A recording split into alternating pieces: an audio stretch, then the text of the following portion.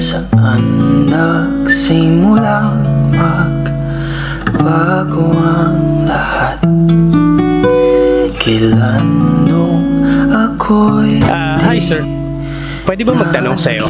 Okay lang ba sa'yo na ma-interview kita? Kasi nakita kita, medyo parang ang layo ng iniisip mo. May mga problema ka bang pinagdadaanan, sir? Meron po. Okay lang ba sa'yo na maging part ka ng content ko at ma-interview kita? Kung okay lang naman din sa'yo.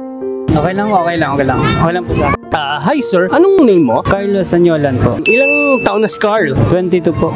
Carl, taga dito ka ba sa Binyan? Hindi po. Actually, apartment lang po ako dito. O so, taga saan ka? Sorsogon po. Bicol pa po ako galing. So, anong ginagawa mo dito sa Binyan? Dito po sa Binyan, may trabaho po ako. Tsaka nag-aaral po ako dito. So, nag-aaral ka pala? Opo. Anong course mo? Marine po, marine. Balita ko yung mga marine, mga loyal daw yan. Loyal pa ako. Hindi pa ako nagluloko kahit kailan. Wow! Sa tingin mo, ano ba yung course na mapanakit? Teacher. Edu? Mapanakit pala kayo ha. Question ako kasi okay lang ba sa'yo? Okay lang po. Nagmahal ka na ba? Opo. Sobrang nagmahal po. Anong pakiramdam na nagmamahal? Pag sa totoong pong pagmamahal po, ang sarap po sa pakiramdam. Lalo na loyal po kayo pareho sa isa't isa. Tapos alam nyo na, mahal nyo ang isa't isa. Nasaktan ka na ba? Sobra po. Sobrang nasaktan po. Are you single ba or taken? Single po, single. Ilang taon na o ilang buwan kang single? Mag 1 year na po ngayong January. Oh, so hindi ka pa makamove on? Hindi pa po kasi sobrang mahal ko po yung babaeng yun eh. Oh, sobrang mahal niya daw yung babae. So anong reason? Bakit kayo naghiwalay? Cheating, mga ganyan. Ouch! Cheating! Matatapos na yung taon, may cheating pa ako na interview. Nakita mo ba sa mga dalawang mata mo yung cheating? Po sa conversation lang po nila. Tsaka may isang tropa po sa akin nagsabi na kami pa po ng jowa ko, sila na daw po. Meron na pong iba.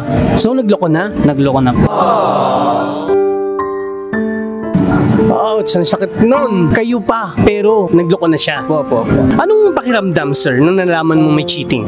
Sobrang bigat po, hindi po ako makakain. Nagkalagnat mo ako ng 3 araw nun eh. Hindi po ako nakapasok sa school, hindi po ako nakapagtrabaho. Ganun po kabigat. Ganun po kasakit po. Ito bang ex-GF mo? Ilang taon na kayo? 5 years na po kami. Uy, ang tagal na rin nun ha. Masaya ka ba sa kanya? Dati po nung kami, sobrang saya ko po sa kanya dati. Nung kami pa po.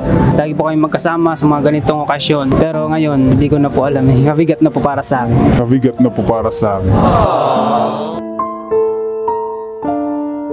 So, dahil nga nagkaroon ng third party sa 5 years nyo, na-depress ka?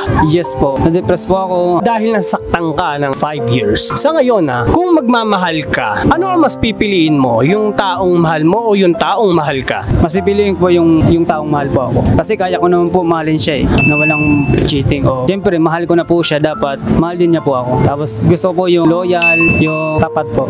Ano yung natutunan mo sa heartbreaks mo ngayon? Kung magmamahal po kayo ng isang tao, magtira rin po sa sarili ng pagmamahal. Kasi ang sakit po talaga. Sobrang sakit po. Sobrang sakit po.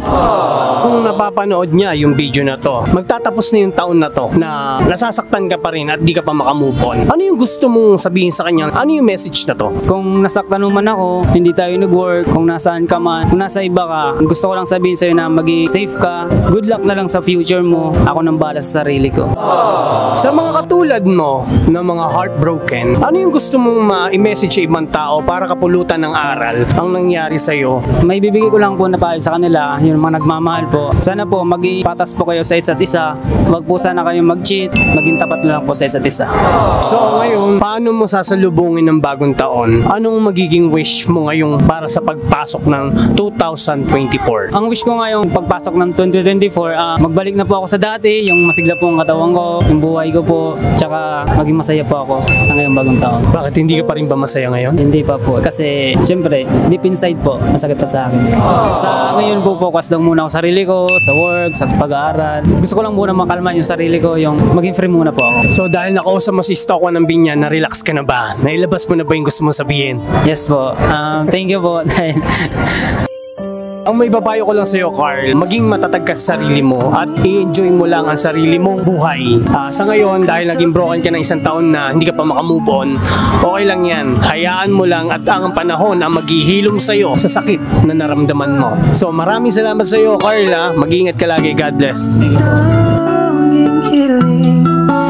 Ko lang sa kanya.